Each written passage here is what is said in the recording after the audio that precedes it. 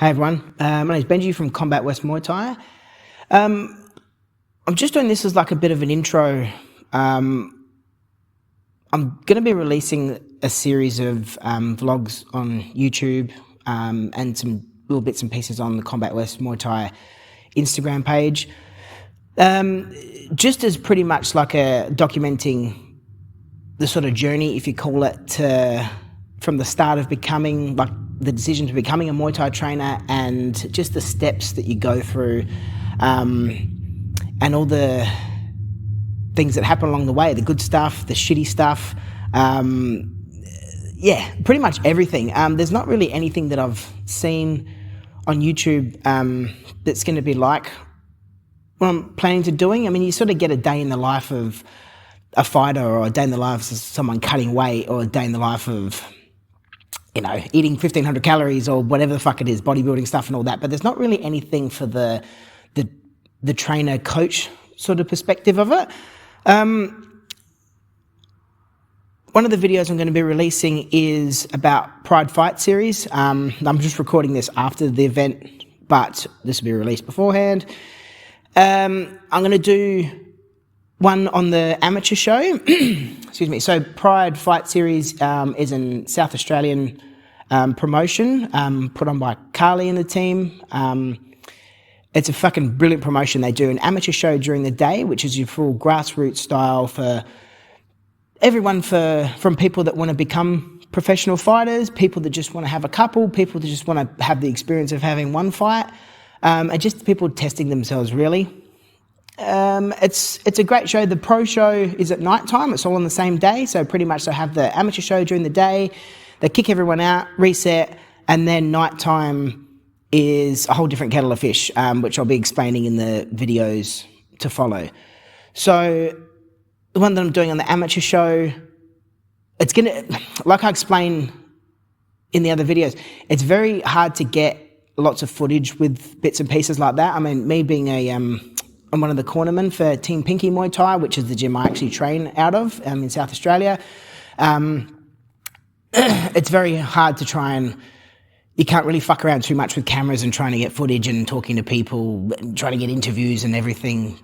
You've got a job to do with a fight show, okay? So we've got to get the guys ready, you got to, all the behind the scenes sort of stuff and the stresses that come along with it and the last minute matchup changes and all the shit that goes along with it, okay? So I'll try and get as much footage as I can, just so you guys can have like a bit of an understanding of what does happen behind the scenes and behind the curtain before people walk out and all that sort of stuff. So, yeah, so me personally, like I've been training at a Team Pinky Muay Thai in Adelaide for, I think it's just clicked on 5 years now. So yeah, Pinky was my coach. I honestly can't thank him enough for sort of taking me under his wing. I had an offer from a friend of mine and also my long-term friend and jiu-jitsu coach, Benny at Zenith West Adelaide. He asked me probably about a year and a half ago, I think it was, if I wanted to, you know, teach some striking classes or something out of his jiu-jitsu gym. I honestly thought that was a pretty good opportunity. Already been teaching classes at Pinky's for a while then. And I thought, yeah, so obviously the first step was to straight away talk to Pinky about it. The gyms are very close, and obviously I'm not going to be competing with someone like Pinky. He's arguably, one of the best trainers that's going around in Muay Thai. So yeah, just pretty much approached him straight away and just said, look, man, I've had this opportunity come up. What do you reckon? And pretty much it has been nothing but supportive with it. We've got a very good understanding. We're very open with everything. We're very similar in the fact that we can just pretty much just be honest and go, look, man, I don't think this is, a good idea. I don't think it's a good idea. What do you think of this? And I know that I'm actually very lucky with someone like him that I can get a straight answer. Brutally honest at most times, which is, I personally like that. Some people might think it's a bit intimidating, but, with straight shooters like him, I'm very lucky. You don't have to worry about, is this the real opinion that you're getting from people or whatever. He's just going to tell me straight out what he has. He's been very supportive, and yeah, I'm really grateful that he's sort of taken me under his wing. To show me all the behind the sort of scenes sort of stuff, like I'm going to be showing you guys as well. which is an eye-opener really, because you just think, oh, you know, the guys, the first time you see him when you, as a spectator, or maybe going to watch your teammates in a fight, and you think, oh, okay, yep, they walk out, they sit next to the ring, they jump in, they do their thing. You can't really hear what's going on in the corner. What's really good is Pinky mics us up as well. So you get to hear, he puts out a lot of clips and everything, and that's the sort of stuff I want to be doing as well, is showing you the behind the scenes sort of shit, what actually gets said in the corner between, you know, say on the amateur show, it was myself and Pinky in the corner. So when the guys are actually fighting in the ring, we're talking, go, you know, I'll sort of, obviously it's a one voice policy, so the only person that's yelling from the corner or talking to the actual fighter is the head coach. In this situation, it's Pinky. If I see anything, I think, oh, you know, our guy can land a left kick or whatever, that guy, whenever he throws a hand or the left kick's open, I'll just pretty much say to him, man, that left kick's there. He'll have a look at it, quickly make a decision, whether the decision's right or not. If he yells out, throw the left kick as he punches or whatever, you know, obviously he's seen the same sort of thing. If it lands, pat on the back, okay? So there's a lot, like I said, keep saying, there's a real lot that goes into it, getting all the guys ready, getting them warmed up, getting the gear on them, fitting them for head guards. There is a lot, and even just the general sort of getting them in the right sort of headspace as well. If they're freaking out, they're panicking, you know, just helping them to relax, give them a bit of a joke, get them with a smile on their face, calming them down. And the other thing as well, the fight day, that's just really a small part of it.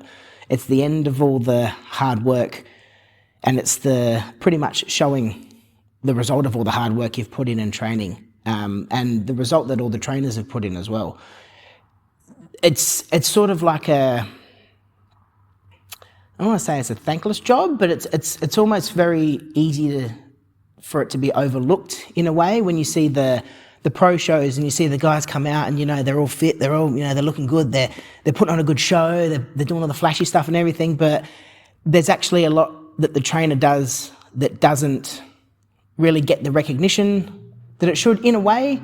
Not taking anything away from the fighters at all, but you got to remember that as much as, same as any combat sport, boxing, MMA, jiu-jitsu, Muay Thai, anything like that, karate, a lot of the time it is a team sport, 100%, because how are you going to get ready for a fight if you don't have training partners, if you don't have pad holders, if you don't have, you know, just bits and pieces, like if you've got one of the trainers or one of the coaches standing next to the ring, if they've got to round off or whatever, and they're watching and go, hey, do you know that when you're throwing that, you're dropping your hand, or you need to react a lot quicker. If someone throws something at you, you need to reply because they're getting a point off. It's a lot of that sort of stuff that does happen that, you know, people don't see, and that's what I'm going to try and get a lot of footage of and edit it, which is a fucking pain in the ass, by the way. So if these videos are a bit dodgy looking or could have more production value,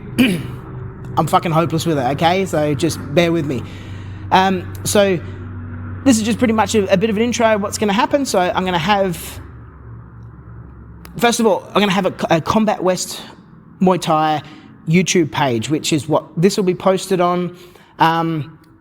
Subscribe to it. I'm going to be putting out stuff whenever I can. Just remember, I mean, I do this. This isn't my full-time job or whatever. This is more of like a passion sort of project, okay? Like financially, it's not rewarding at all. Trust me, it costs me money. I've got a full-time job running a business that I do in the background. That takes priority, okay? So this is more of the, like I said, the passion project. I'll be putting up the amateur edition very soon. I've pretty much edited it all and everything. I just need to put a few graphics on it and whatever, just for a bit more of a aesthetic sort of look to it. But yeah, I've also got an Instagram page, Combat West Muay Thai on Instagram. I'm going to be putting up some training videos so you can actually see what it's like in the gym when we're running techniques. So just as a bit of a rundown with the gym at the moment that I'm teaching out of. So it's at Zenith West Adelaide. It's predominantly a jiu-jitsu gym. We've got 2 nights a week from 6:30 to 8 o'clock, which is Tuesdays and Thursdays. That's when I'm running the Muay Thai. We've got a good group of people. Excuse me. We've got a good group of people. Everyone's chilled. One thing I can't stand about some gyms that you do get, it's not all gyms, you do get some people, they're just these ego fuckwits that think they come in and that they have to be a hard cunt to, it's Muay Thai, it's a combat sport, you have to be a hard cunt. A lot of the best fighters in the country, I've met a few of them, I trained with a few of them, they're the nicest, gentlest people that you'd ever meet, and it's just this whole stereotype of fighters, you've got to be a violent person and all that sort of stuff. Half the time, they're the biggest softies you'll ever meet, the nicest people ever, okay? That whole misconception of you got to be a meathead, you got to be a hard-ass tough guy. You do have to be tough to do this sport. There's no doubt about it. If you're not tough and you're not very resilient to when it comes to, physical punishment, mental sort of endurance, anything like that, then it's, first of all, you're not going to last if you want to do it professionally and competitively. But the good thing is the training gets you there. So, and it helps with life as well. The harder you train, the better you feel in life in general. I mean, you look after your body, you train your mind in the gym, because there is times that it's fucking shit. Like if you're sparring people, like I know that, if I'm sparring someone like Jason 50 Shades, arguably one of the best fighters in the country, Panati, arguably one of the best fighters in the country. I'm sparring these guys regularly. It's not fucking easy, especially when they're in fight prep. It's very, very difficult, but it's your mind that pushes you through it, okay? When I started, I had no hope in doing it. I knew that for a fact. I had no hope of even being in a sparring ring with them, whatever. You sort of can train yourself into that surprisingly quicker than you think, and you are capable with a lot more, call it punishment, hardship, struggle than what you actually think you are. So that's the whole part of where the training comes in. That's where your trainers also come into it. If they see you struggling with something, or if you're hitting that sort of point where it's like, I'm not progressing for the next part, that's what the trainers are there for. That's what people like me, people like Pinky, people like all the other trainers that are in the gyms, they're there for a reason. We can help with a lot of that sort of stuff. And at the end of the day, that's what it's all about. It's about everyone getting better at things, everyone having fun, everyone learning the sport, getting fit, getting healthy. Pretty much that's, and for the sport as well. It's very good that when I first started, it was literally, I came in and did a first trial class. I said to pretty much message Pinky, yeah, man, I'll be in a few days to drop in some cash to pay up front for some sessions. The day before I went to come back in, COVID lockdown happened. So that shit the bed for a little while. Came straight back in, first day was opened, and the rest is history. Okay, so anyone that's looking to try Muay Thai, don't be scared, yeah? It doesn't matter if this isn't a promotional thing. Obviously, if you want to train with me, don't be shy. Combat West Muay Thai, Western Suburbs of Adelaide, but anywhere. If there's different places that may not be a good fit for you, okay? People might not be a good fit at this gym. People might want to go somewhere else. There's plenty of combat sports gyms, especially, this is more Muay Thai I'm saying, but there's plenty of Muay Thai gyms in the state, in the country, in the world. There's plenty of them. If you don't like one, doesn't mean the sport's not for you, okay? If you don't like the sport, fair enough.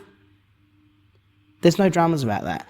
But just because if you might go somewhere where there is like the meatheads and the fucking ego wankers, go to another gym, okay? You'll be pleasantly surprised. One of my guys, Jackson, he was one of the first to walk in the door when I started teaching here. Super nervous. He's even said to me, man, he goes, man, I've been putting this off for ages. I'm like, no dramas, man, just jump in, have fun, have a good time. By the end of it, he had the biggest smile on his face.